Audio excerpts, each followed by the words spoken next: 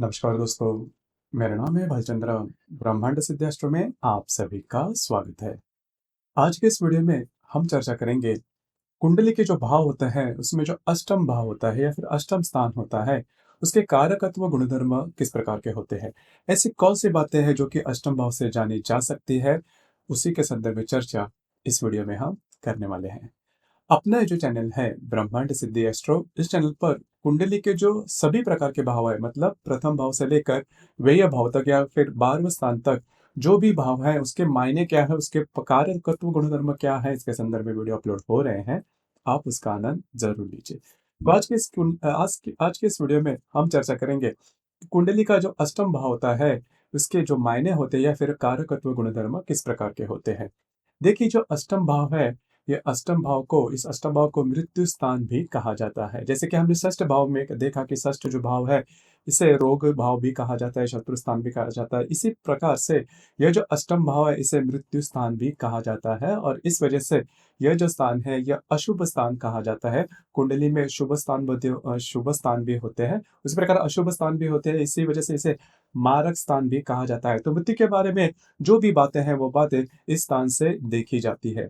जैसे कि आपका जो अंत है, जैसे कि मृत्यु ही आपका अंत है, तो आपके अंत के समय या फिर मृत्यु की तरफ खींचने वाली ऐसी कौन सी शक्ति है, ऐसी कौन सी बातें हैं जो कि आपको मृत्यु की तरफ खींच रही है, जहां पर या फिर यह ऐसी कौन सी शक्तियां हैं जहां पर किस कारणवश आपका मृत्यु हो सकता है, उसका जो स्वरूप है वो किस प्रकार का हो सकता है। कई कई दफा कई जो व्यक्ति होते हैं या फिर कुंडली होती है, उस कुंडली में एक्सीडेंट की वजह से मृत्यु हो सकती है या फिर ऐसी कोई वजह हो सकती है जिसके बारे में मालूमात भी नहीं होती। तो वही जो बातें हैं वह अष्टम भाव से देखी जा सकती है।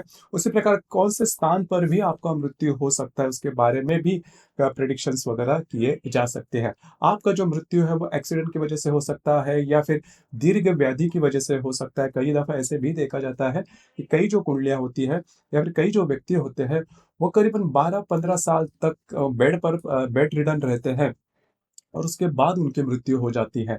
या फिर कई दफ़ा ऐसे प्रश्न भी पूछा जाता है कि मेरा जो अंतिम जो क्षण होगा वो किस प्रकार का होगा?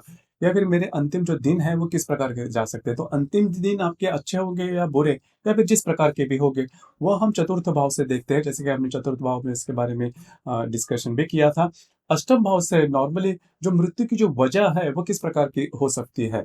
हालाँकि ये जो स्थान है, इस स्थान से आपके जो नैराश्य है, डिस्करेज है, वो देखा जाता है कि कई जो व्यक्ति होते हैं, उनका जो संपूर्ण जीवन है, वो ही नैराश्य में बीत जाता है, दुःख में बीत जाता है।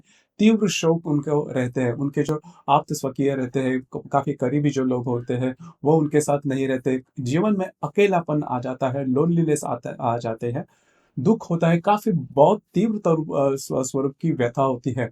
देखिए, कुंडली एक ऐसा माध्यम है या फिर व्यक्ति का जो जीवन होता है वो हम समझ भी नहीं पाएँगे। उस प्रकार से उसमें कई जो बातें होती है वो छिपी होती है, और कई जो व्यक्ति होते हैं उनके संदर्भ में ये बातें उजागर नहीं होती है, फिर देखी नहीं जाती, या फिर उसके बारे में हम पता भी नहीं लगा सकते। लेकिन कई व्यक्तियों को जो जीवन होता है वो बहुत नाट्यमय होता है।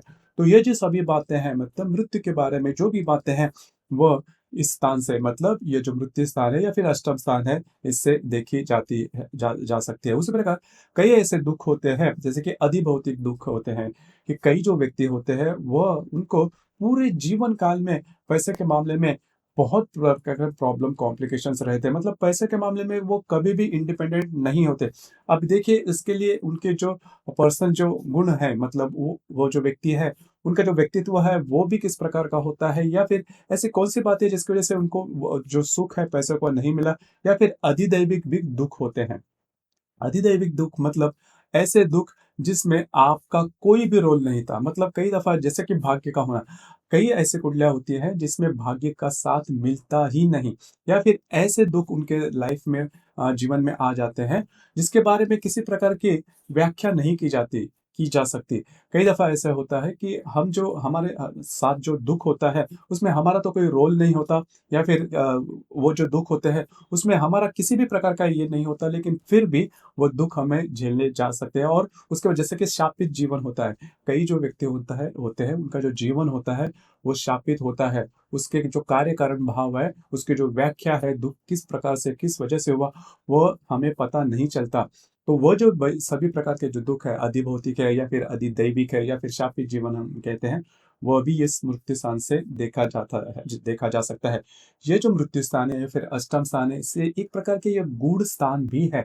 इसी वजह से कई जो ऐसे व्यक्ति होते हैं, वो जो व्यक्ति गूढ़ विद्या में भी बहुत आगे बढ़ते हैं या फिर गूढ़ विद्या के बारे में उनकी जो बातें होती है, वो काफ़ी सटीक आती है। तो वो भी इस स्थान से देखे जा सकते हैं। उसी प्रकार यह जो स्थान है, इसे एक प्रकार का धन स्थान भी कहा जा सकता है। जैसे कि हमने द्वितीय भाव के बारे में देखा, पंचम भाव के बारे में देखा। अब ये जो अष्टम भाव है, इसे भी धन स्थान कहते हैं। देखिए, धन हम किस प्रकार से अर्न करते हैं, इसके कई प्रकार के माध्यम हो सकते हैं। तो यह जो स्थान है, इससे जो धन जो मिलने वाला है, वो नॉर्मल अच्छा नहीं होता। अच्छा नहीं होता मतलब समाज में जो हम कहते हैं कि मेहनत करने से या फिर खुद के बलबूते पर या फिर मेहनत करने से, दूसरों का अच्छा करने से जो भी हम अर्न करते हैं, उसे अच्छा धन कहते हैं, अच्छे मार्ग से आने वाला धन कहते हैं।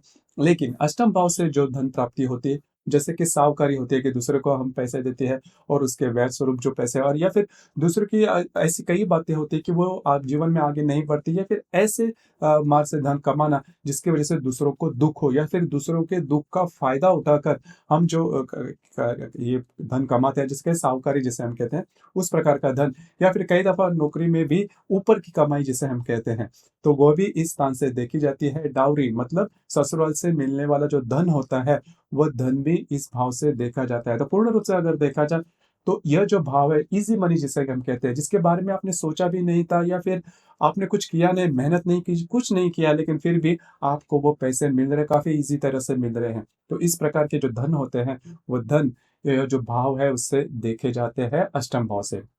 उसी प्रकार जो स्त्री वर्ग होता है, उस स्त्री वर्ग के लिए ये जो भाव होता है, वो काफ़ी ज़्यादा महत्वपूर्ण हो जाता है। उनको उनकी जो ससुराल की जो फाइनेंशियल स्टेटस है, वो भी इस ये जो भाव है, इससे देखी जा सकती है। विधवा योग, यह भी इस स्थान से देखा जाता है। अब देखिए, विधवा योग के बारे में देखा जाए, तो अगर बहुत पहले ही मतलब जो भी स्त्री वर्ग है, उनके बारे में जो विधवा योग है, वो काफ़ी अगर जल्दी आ जाए, तो वो उनके लिए दुःख का कारण हो सकता है। तो विधवा योग कौन से उम्र में आ सकता है, वो पहले आ सकता है या फिर बाद, जो भी बातें हैं, वो इस स्थान से मतलब अष्टम भाव से देखी जा सकती है। यह जो भाव है, बहुत ही ज़्यादा अशुभ फलदायी या फिर मारक भाव भी कहा जाता है। एक तरह से इसे मृत्यु भाव भी कहा जाता है। तो दोस्तों, ये था अष्टम भाव या फिर मृत्यु भाव के बारे में चर्चा। आपको ये वीडियो कैसे लगा? आपने किस प्रकार से अनुभव किया? नीचे कमेंट बॉक्स में ज़रूर कमेंट करना। और अपना जो चैनल है ब्रह्मांड सिद्धि एस्ट्रो, इसे भी लाइक शेयर और सब्सक्राइब जरूर करना। धन्यवाद।